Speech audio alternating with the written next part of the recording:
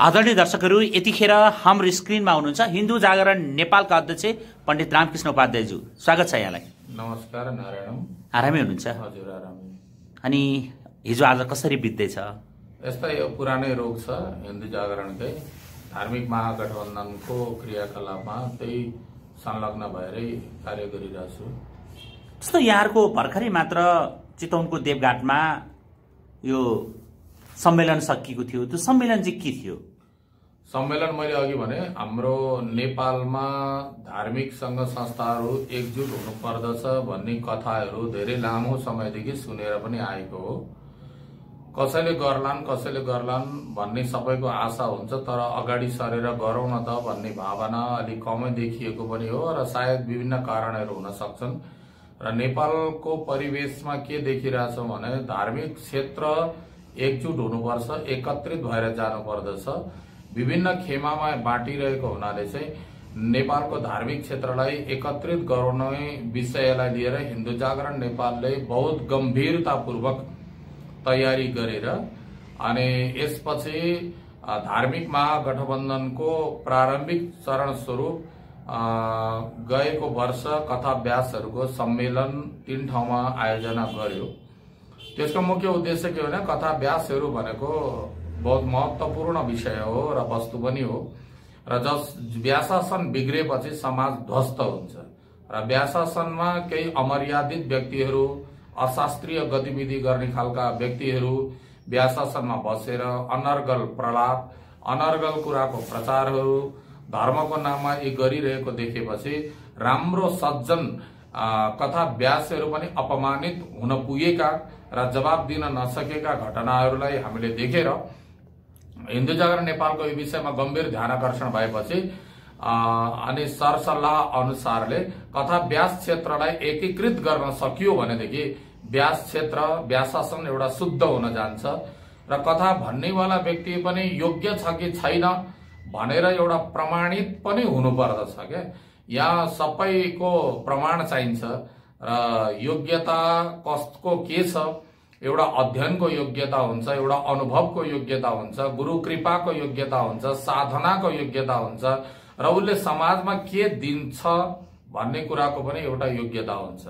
त्यो योग्यताको सबै परीक्षण गरेर अनि मात्रै व्याशासनमा बस्यो भने अमर्यादित हुन सक्दैन। नभएदेखि हामीले के देखिरहेछौँ भने व्याशासनमा बसेको बेलामा जस्तो सुकै दुर्मति भएका व्यक्तिहरूले अलिकति 2-4 पैसा बढी दान गर्ने बित्तिकै उसको भलो होस् मंगल होस् सबै कुरा चिताएर उसको बारेमा ठूलो प्रशंसा गरेर उसको भोटको लागि चाहिँ जन आह्वान गरेको, इन्डाइरेक्ट रूपले जन आह्वान गरेको चाहिँ अवश्य देखिन्छ। तर वास्तवमा भनौँ भनेदेखि त्यो योग्य त्यो मान्छे हुँदैन। त्यसै कारणले गर्दाखेरि हामीले देखेका छौं नेताहरू कतिपय ठाउँमा भागवतको मञ्चमा चढ्दाखेरि जुत्ता खोलेर चढ्नु पर्छ भन्ने पनि सामान्य नलेज नभएका व्यक्तिहरू यिनीहरूले धर्म संस्कृतिमा चाहिँ 2-4 पैसा आफ्नै ठाउँको विकासको लागि सहयोग गरे भन्ने बित्तिकै सबै कुरा जायज पनि हुन सक्दैन। तर त्यस्ता व्यक्तिहरूलाई पनि जुतै चप्पल लगाएर मञ्चमा जे मन लाग्यो त्यही बोल्न लगाएर उनीहरूको भोटको लागि हामीले चाहिँ संख्या तयार गरेर भक्तजनलाई एकत्रित गरेर उनीहरूको प्रचार प्रसार गरिदिएको जस्तो अत्यधिक मात्रामा पनि देखिएको पनि हो। तीमध्येमा हामी कथाभ्यासहरू कतिपय ठाउँमा जोडिएका पनि छौं र कतिपयहरूले शास्त्र मर्यादालाई छोडेर यजमानले भन्यो त्यही हुनाले मैले गरेँ, यानी शास्त्र विधि अनुसार होइन कि यजमान विधि अनुसार गर्ने परिपाटीको पनि अशुभ आरम्भ भएको हुनाले व्याशासन दूषित हुनु हुँदैन। व्यास भनेको धर्मशास्त्रहरूको प्रणेता हुन्।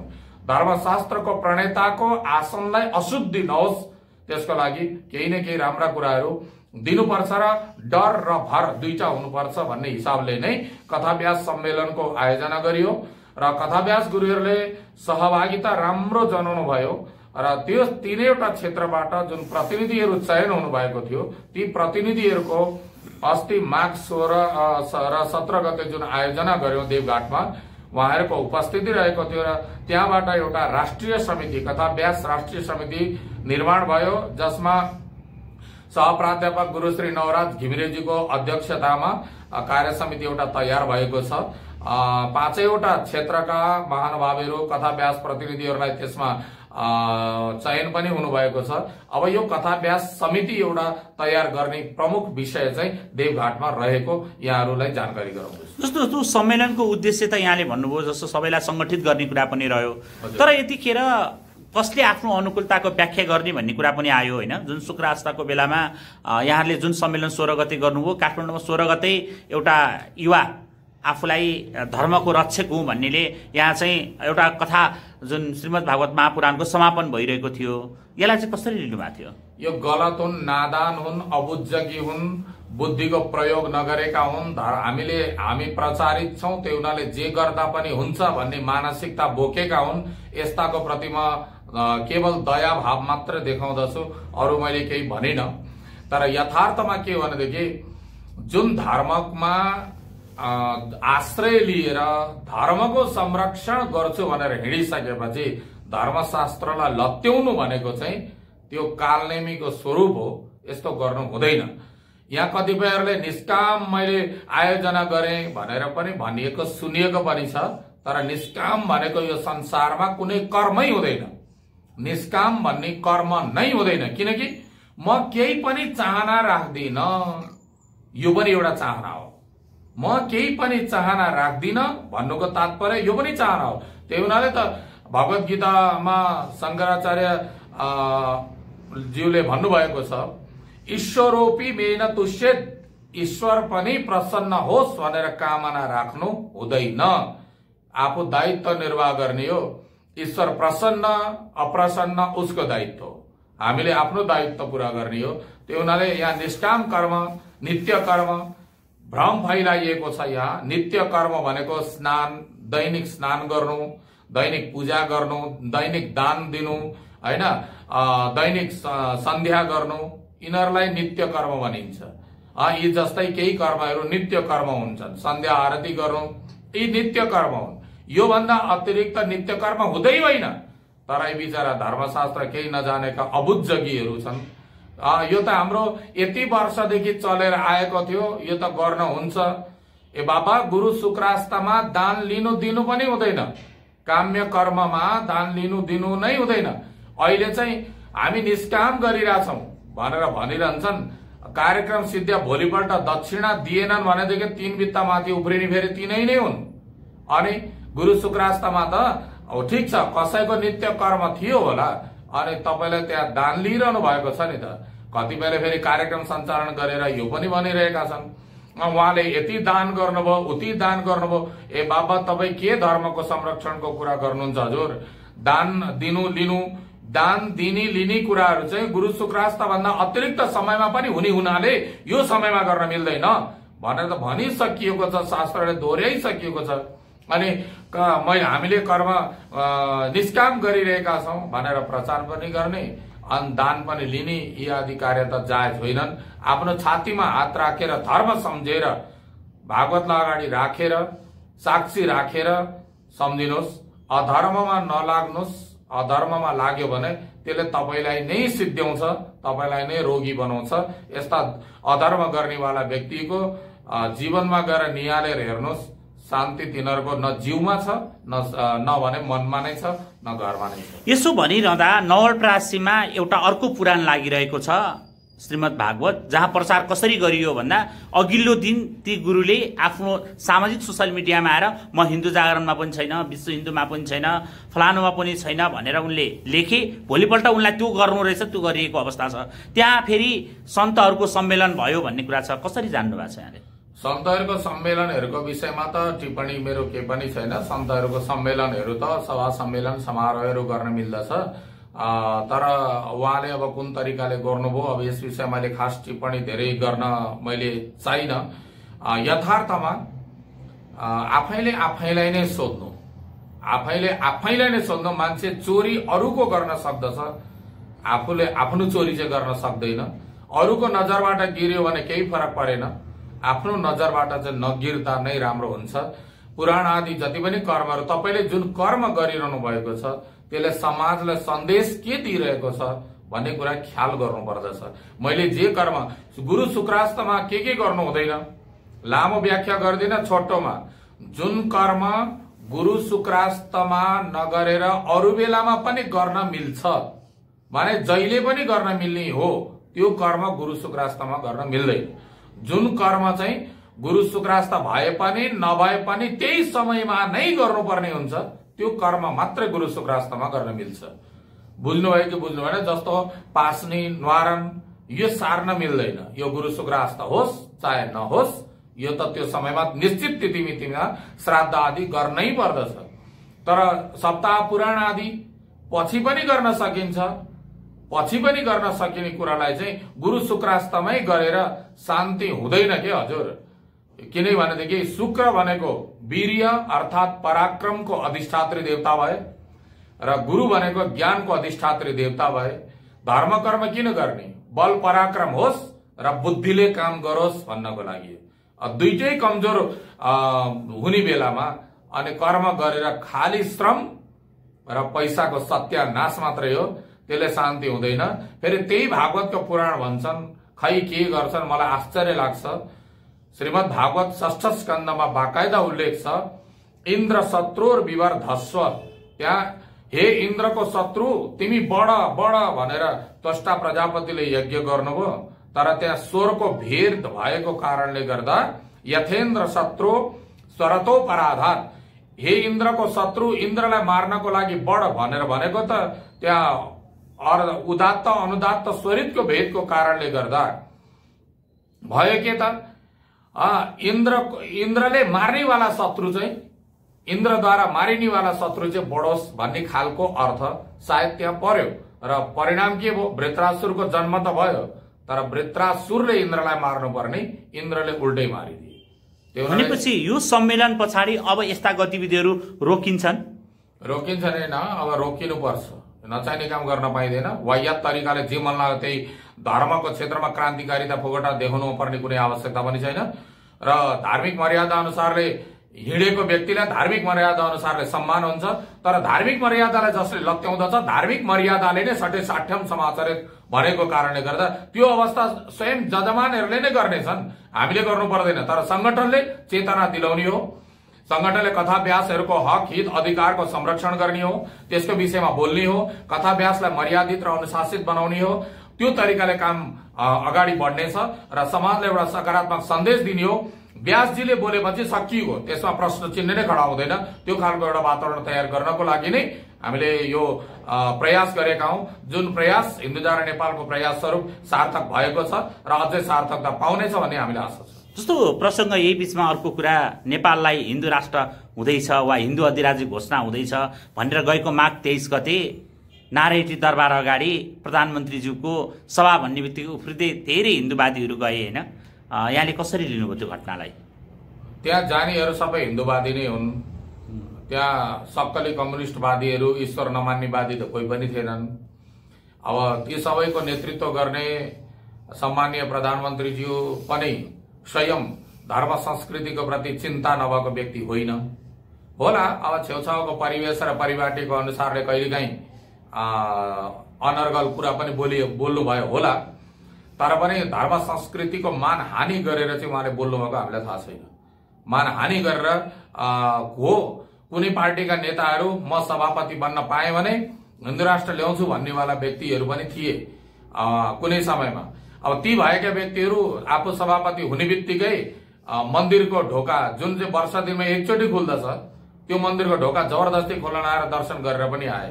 धर्म संस्कृतिको संरक्षण गर्छु भनेर धर्म संस्कृतिको नै सर्वनाश नियमलाई तोड्नेवाला व्यक्तिहरू पनि नदेखेका होइनन्। त्यो हुनाले उहाँ म सिधा कुरा के भन्न चाहन्छु भनेदेखि जतिसुकै आफूलाई भौतिकवादी भन्नुहोस्, आर्यघाटमा मुखा दागबत्ती दिनको लागि यही पशुपतिको छेउमा आउनुपर्छ अनि कसरी अहिन्दुवादी भन्नु, कसरी अहिन्दुवादी भन्नुहोस् त, प्रश्नै हुँदैन। बाहिरबाट जतिसुकै अहिन्दुको नारा लगाउनुहोस्, धर्मनिरपेक्षको नारा लगाउनुहोस्, सबै हिन्दुवादी हुन्। तर के गर्नु, नेतृत्वले उनीहरूको सेन्टिमेन्ट अन्तैतिर डाइभर्ट मात्रै गरेको, अरू केही होइन। नभएदेखि जतिसुकै आफूलाई भौतिकवादी मान्ने पनि खाल्टामा लगेर तिनलाई गाड्दैनन्, आर्यघाटमा ल्याएरै जलाइन्छ, मुखमा दागबत्ती दिइन्छ। त्यहाँ घाटको ब्राह्मणले कर्मकाण्ड गरेरै दाह संस्कार गर्छ। अनि तपाईँ त भौतिकवादी व्यक्तिलाई त्यो गर्न किन लगाएको, श्रद्धाञ्जली सभाको किन आयोजना गर्यो? श्रद्धा भन्ने भावनाको विषयवस्तु हो, धर्म भनेको भावनाको विषयवस्तु हो। जहाँ श्रद्धा नै छैन, भौतिकवादीलाई त आत्माको चिरशान्ति होस् भनेर भौतिकवादीले भन्न पाउने अधिकारै छैन। उनीहरूको दृष्टिमा आत्मा नै हुँदैन, यो लोक र परलोक नै हुँदैन। हार्दिक श्रद्धाञ्जली लेखे देख्नु भएको छैन? कुन चाहिँ नेताले दिएको छैन लु भन्नुहोस् त मलाई। अनि अहिन्दुवादी होइन, त्यहाँ उपस्थित भएका पनि हिन्दुत्वको संरक्षण हुनुपर्छ, मौलिकताको संरक्षण हुनुपर्दछ भन्ने आवाज उहाँहरूले दिनुभएको हो। तर के गर्नु, बुझ्नेवाला माथि व्यक्तिहरूको चाबी अन्तै कसैले घुमाएको सायद हुन सक्छ।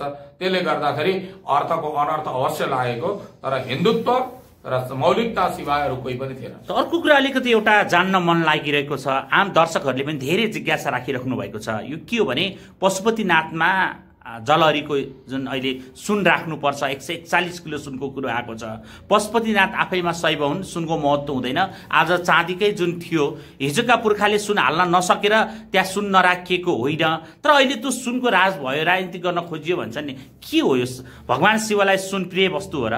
भक्तहरूको श्रद्धा अनुसारले जे पनि भगवानलाई अर्पण हुन्छ, चढाउने योग्य कुराहरू अर्पण गर्न नहुने होइन, अर्पण गर्न मिल्छ। उहाँहरूको पनि एउटा सोच विचार अनुसारले त्यो गर्न खोज्नु भएको होला। तर जे गरे पनि मौलिकता सकेसम्म नाश नहोस्। पुरातत्व भनेको के त? त्यही त हो नि, मौलिकता सकेसम्म नाश नहोस्। नभएदेखि पशुपतिनाथजीको मन्दिरको डिजाइनिङ जुन अहिले छ, योभन्दा पनि अर्को तरिकाले पनि त डिजाइनिङ गरेर निर्माण गर्न सकिन्छ नि, तर त्यसमा मौलिकता रहँदैन। त्यो हुनाले जसले जुनसुकै तरिकाले राख्न खोजे पनि पशुपतिमा 4 ढोका चाँदीका भन्ने त उखानै छ होइन, भजनमा गाइन्छ भने त्यसको एउटा आफ्नै स्वभाव छ, आफ्नै एउटा महत्त्व छ। त्यस्तै प्रकारले अन्यत्र गरेर पनि गर्न सकिन्छ, तर भक्तले भाव अनुसारले गर्न सक्दैन, गर्नु हुँदैन भन्ने कुरो भएन। भनाइ मेरो यति हो, यसबारेमा धेरै टिप्पणी गर्नुभन्दा पनि मौलिकतालाई चाहिँ नष्ट हुन दिनु भएन। आधुनिकताको नाममा मौलिकतालाई नष्ट गर्ने हो भने सबै कुरा नष्ट हुँदै जान्छ। राष्ट्रदेव पशुपतिनाथजीको मन्दिरमा खेलवाड गर्नु चाहिँ हुँदैन भन्ने चाहिँ मलाई लाग्छ। भनेपछि सनातन परम्परामा यही राख्नुपर्छ भन्ने चाहिँ छैन। अब यस्तो हुन्छ, सबैको आफ्नो आचार पद्धति हुन्छ, आफ्नो संस्कार पद्धति हुन्छ, सरसल्लाह हुन्छ होइन। अब त्यो भावना अनुसारले व्यक्तिहरूले, अब नसक्ने व्यक्तिले हातैले पनि शिवजीलाई ओम नमः शिवाय भनेर जल चढाइरहेका हुन्छन् होइन। अब कोही सुनको जलहरी लाउला, अब कोही चाँदीको जलहरीको कुरा आउला, सुनले मर्दिने कुरो आउला। हो, सुनको आदि बनाइए तापनि कुनै पर्व विशेषमा मात्रै दर्शन दिने खालको गराउन सकिन्छ, नसकिने भएन।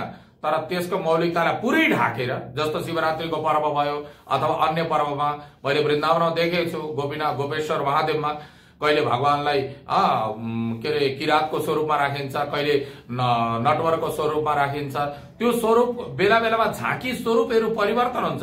वृन्दावन बाँकी बिहारीको मन्दिरमा हेरे पनि, यही पनि भक्तजनहरूको मन्दिरहरू जो बनाएका छन् सबै दिन ड्रेस अलग अलग राखिन्छ। त्यस्तै पर्व विशेषमा दर्शन गर्ने हिसाबले त्यसरी निर्माण गर्यो भने राम्रो। तर त्यो मौलिकतालाई एकदम पुरै रूपले ढाकेर चाहिँ गर्नु त्यति सान्दर्भिक नहोला कि भन्ने मात्रै मेरो सुझाव हो। अन्त्यमा मैले सोध्न बिर्सेका र यहाँले भन्न खोज्नुभएको केही छ भने भनिदिनुहोस् न। अनि यहाँको प्रश्नमा नै सबै जवाब छ। धार्मिक महागठबन्धन हो, धार्मिक महागठबन्धनमा हामी सहभागी हुनुपर्दछ। नेपाल धर्मनिरपेक्ष राष्ट्र हो र धर्मनिरपेक्ष राष्ट्रको रूपमा परिभाषित गरेको हुनाले हामीले सरकारसँग, सम्बन्धित निकायसँग हाम्रो माग हो, धर्मनिरपेक्ष राख्नुहुन्छ भने राख्नुहोस्, तर हिन्दूहरूको सम्पत्ति हिन्दूलाई देऊ, मुस्लिमको सम्पत्ति मुस्लिमलाई देऊ, इसाईको सम्पत्ति इसाईलाई देऊ। हामीहरूले हिन्दूहरूको उत्थान गर्नलाई, मौलिक धर्म संस्कार मान्नेहरूको उत्थान गर्नलाई राष्ट्रदेव भगवान श्री पशुपतिनाथ, जानकी मन्दिर, मुक्तिनाथ लगायत नेपालका जति पनि मठ मन्दिरका आय स्रोत छन्, यो आय स्रोतले कुनै पनि हिन्दूका बच्चा मात्रै होइन अरूका बच्चाहरूलाई पनि गरिब र अनाथ बनाएर अनाथ बनेर बस्नु पर्दैन। उनीहरूलाई उत्थान गरेर हामी सजिलैसँग नेपालीहरूको उत्थान गर्न सक्छौं। सरकारको बजेट आफ्नो घोषणा गर, तर हाम्रो सम्पत्ति चाहिँ हामीबाट लिएर, हामीले चढाएको पैसा लिएर अनि त्यस पछाडि चाहिँ धर्मनिरपेक्षवादीहरूलाई अथवा भनौं धर्म परिवर्तनकारीहरूलाई मलजल गर्ने काम चाहिँ नगर्नु होला। पोल छ, तपाईलाई पोलिरहेछ भने। हस्, धन्यवाद समयका लागि।